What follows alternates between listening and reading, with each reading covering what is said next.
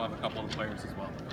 You know, I was proud of how the kids fought back, and you know, we told them going into the game they're a team that hits you in spurts with threes, and they can really shoot it. It isn't like tonight's the first time they've ever done that. They hit 16 at Oakland, and they hit us with a spurt, and then they kept the spurt going. And you know, I thought a big thing was right at the end of the first half when we made a couple plays and got it back to 19. And again, as I told them at halftime, I don't have any plays for you.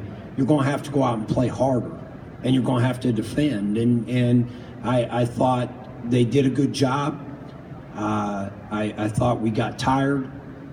It's part of our lack of depth right now with 9 guys, and but as I told them, they're doing things to win, and I feel bad for them because they're fighting. They're a great group of kids, and that's, as a coach, that's all you care about. And like I told them, Dikembe Dixon was on the floor 2 times tonight. It's the most he's ever been on the floor. Diving for balls, reaching for balls. We got the best play out of Nigel and Ty inside we've gotten. And I thought Mike had some good shots, some that didn't go in. You know, the free throws, I think some of that comes down to fatigue at sometimes. And a guy like Dikembe that never comes out of the game, it catches you at some point. And again, as I tell them, offense is, you can miss free throws or you miss a layup that you should have hit, but your defense can't ever not be there. And that's what wasn't there in the beginning. And when we finally got our minds made up to guard, then we fought to get back in the game. Questions? How do you bottle up that second half effort and bring it out to the next game?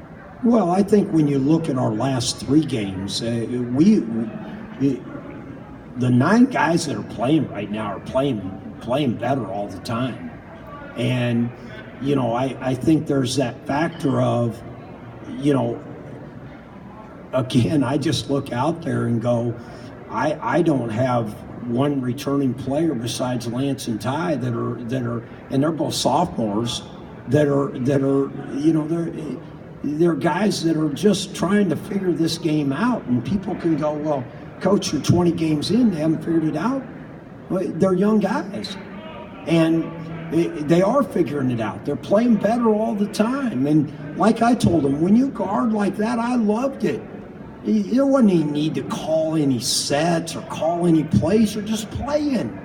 That's how the game's supposed to be. But you got to have the energy on the defensive end. And again, they come that close and don't have it. Now that's got to be their resolve. You know, as I tell them, these coaches are doing an unbelievable job of preparing them and getting them ready. But again, once they throw that ball up, I know everybody thinks it's a genius coach. No, it isn't. It's about doing the things you work on every day and bringing them to the game. And we're getting closer to that. And again, I like my team. I like looking at them in the locker room when I'm done. I've liked them better in the last 3 games than I've liked them all year. And so, as I told them, you keep giving me hope. And as a coach, that's what you want. Coach, obviously, free throws didn't go away. Tell me about how everything happened. Well, I think some of it, you know, because Dikembe's a good free throw shooter and he misses 3 out of 4. I think some of it's fatigue. I think you're asking him to be perfect. And you know, it's a hard game when you got to be perfect to win. And our margin of error isn't very much.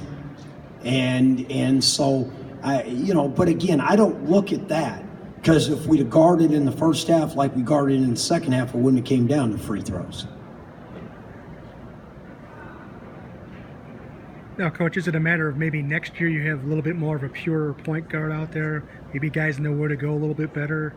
Oh, it's not next year. It's Saturday. It's next Thursday. It's, when I took this job, I talked about building a program, building something that will get sustained when it's actually built.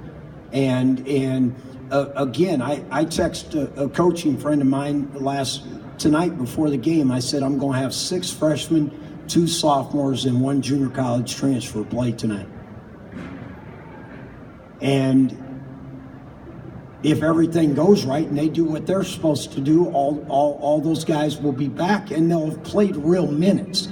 They'll have grown up. They'll have played, and as you build a program, you have to sustain. You can't always be into quick fix. You can't be in. If I'd have wanted a quick fix, I'd have went and got 6 junior college guys. I didn't do that.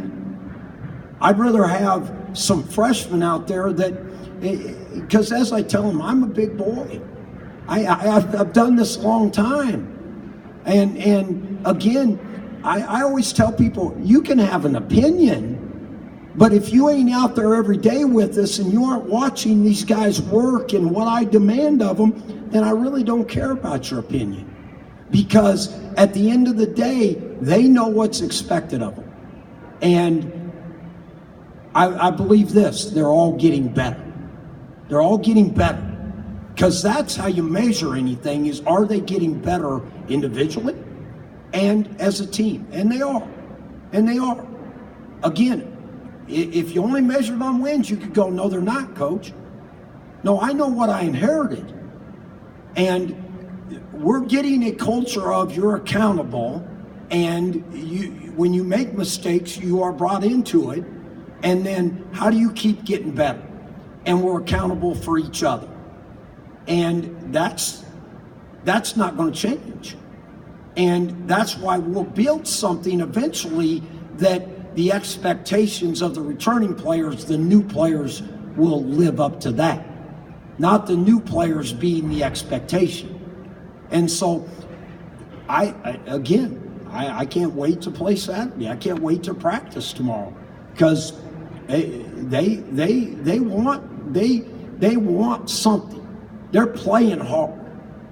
Again, as a coach, that's all you ask. One more for Coach McClain. Good. All right. Thanks, guys. We'll bring up